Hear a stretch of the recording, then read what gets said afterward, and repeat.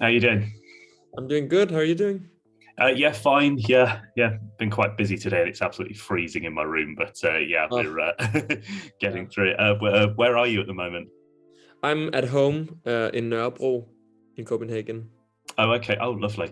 You're perhaps not one of the more known artists in Dansk MGP this year, so I think Yeah. for the benefit of our fans, maybe if you could start by just telling us a bit about yourself, about your musical career, about where you've come from. So, first of all, hi. and Uh, my name is Søren, and I'm 24 years old, and I was born in the middle island of Denmark, down south, near the water. And I grew up in a little school where we did musical theater and had music lessons once a week. So I've always been growing up with music, and I started playing the piano when I was 7. And then slowly I discovered that I also could sing. And then we have this big, like, amateur musical theater environment at Fyn, which is the middle island. Then I started doing musical theater when I was 10, I think.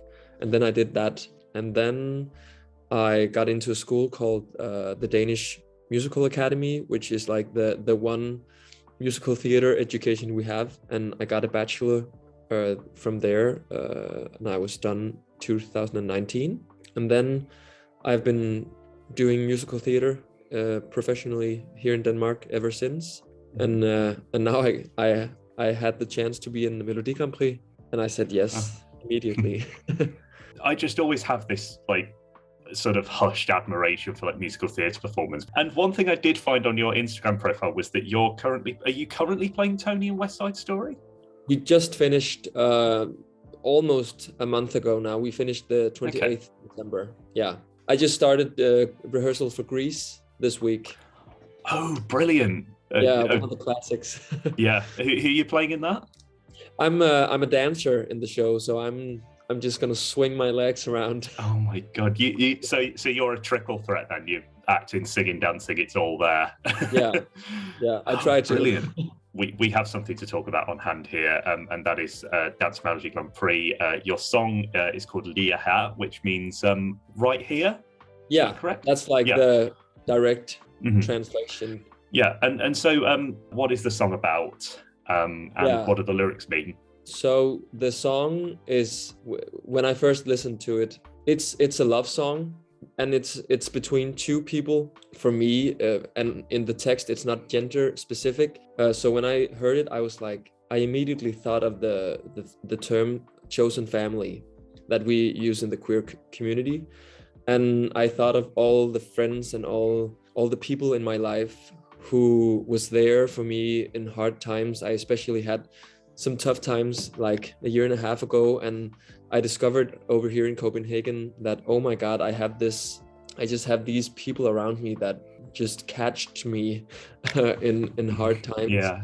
So I thought of those people, and the song is about saying, I am right here, we are right here together. And we have in the chorus, I am right here, and whatever happens,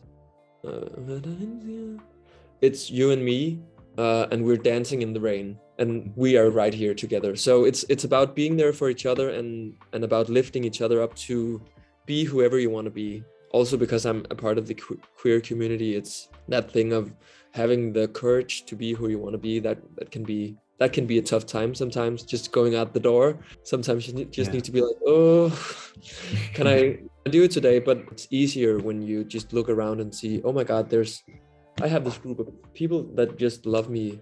I think that's something that I think will be really relatable to, I think, a lot of the Eurofan community, because, we have a massive LGBTQ plus following. I certainly, getting together for like Eurovision events and stuff, that there's something very cathartic about that. So you've mentioned like when you heard the song the first time, did you play a part in writing it, or was it someone else? No, I did not have any part in writing the song. It's written by Tim Schou, who won the Danish Melodi Grand Prix in 2011. He wrote it 5 years ago with a guy called Stephen McClintock. Is he the lead singer of A Friend in London? Exactly. That's Tim Schou. Really? Yes. Wow. I don't know why that surprises me. it's a real shift from that style of music. But yeah, no, that's really good. Yeah, very. But he has a career as like as a songwriter and discovering people, and then he wrote the song with Stephen McClintock in English 5 years ago in like a trailer in Palm Springs. Wow. And it wasn't meant for Melodi Grand Prix at all. But then he's friends with Martin Skriver, who also won Dansk Melodi Grand Prix with Lighthouse 10. They do a lot of stuff together. I've only just realised that they were called Lighthouse 10. I always thought it was Lighthouse X too. I said it was because I said Lighthouse X, and then he was like, no, it's 10.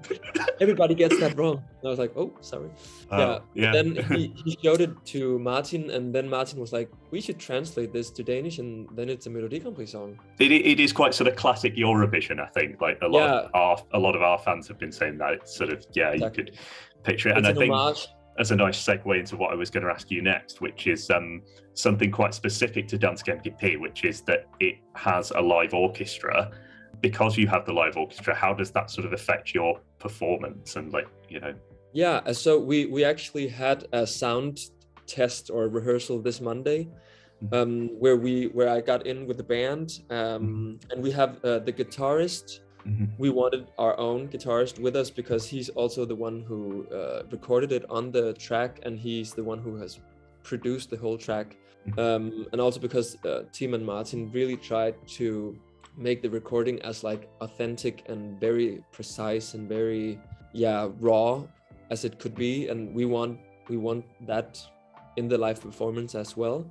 And we were kind of like doubting how well we could produce that same sound, but I think we played it 15-20 times, and we recorded it and got to listen to how it would be sent out into the TV and how the sound is going to be listening to it. And we were really surprised by how actually close to the recording it sounded. So I think I mean they always do a fantastic job arranging, but like listening to some, there is a lot going on, and then yours, it is just you've got, I think, quite limited rhythm section, and then the Celeste over the is it a Celeste over the top? Yeah, it's a Celeste. Is it actually? That is so brilliant. I don't know why I'm obsessed with the Celeste, but I think it's just because it's so rare in an orchestra. Like you know. Without giving too much away, what do you have planned for your sort of stage performance at Dansk MGP? It's gonna be quite simple and not too much. In Danish, I call it støj. Not too much noise, I guess, because the song is very simple and very pure and clean. We don't want anything to get in the way of that message just getting across. So we've tried to strip as much down as we can. But that's also kind of a daring thing to do in Melodi Grand Prix, because it's usually bright and like just big. So we want to try something else and see how that goes. It's going to be such a different moment, and I think that's really what's going to make it stand out. So I'm looking forward to it. So moving on to sort of Eurovision in general, do you how much are you following Eurovision? Like, do you have any favorite memories from watching it in the past? Yeah, so I'm a big Melodi Grand Prix and Eurovision fan myself. That's also why it's kind of a big thing for me to be the one on stage now. I always watched it with my mom as a kid. Some moments that standing out to me is when Conchita Wurst won. I remember the feeling of people saying, "Oh, she's just winning because she has a beard and a dress, and that's why she won." But I was like, no, it was the best song. Like, don't you hear this James Bond ballad, people? So that's the stand-up for me. That was exactly what I thought at the time as well. And of course, Euphoria, which is not only a Eurovision banger, it's just like a mega hit. Brought Eurovision into the modern day. Exactly. If you did win Melodi Grand Prix, what would it mean to represent your country at Eurovision? It would be amazing. I've talked a lot with the other participants and just the people that surround it. That of course the first thing that we're there for is to celebrate music and to have the best experience, because it's just such a big thing to get to do this. So the winning thing is not so much there yet, but I'm starting to like imagine how it would be, and it would just be amazing. And then you would get to go to Liverpool and get the even bigger experience. So yeah, and I would just love to represent the message of chosen family, and also to be the song that's just calm and sweet and is an homage to the old songs. I would love for Denmark to do that in Eurovision. But I don't know. We'll see what happens. yeah, we will. Yeah, I mean, it would be fantastic. I think, well, not least that Eurovision is in my country this year, so that would be another perk. But go and listen to Lige if you haven't. Go and listen to all of the Dansk Melodi Grand Prix songs. Go and support all the new artists. Songs. Yeah. Do you have a message for the fans? I just want to say, have a happy Eurovision season, and let's just go celebrate diversity and music and have a great time this Eurovision season. It's a lovely sign off. Thank you so much, Søren. Yeah. Okay. Bye. See you around. Bye.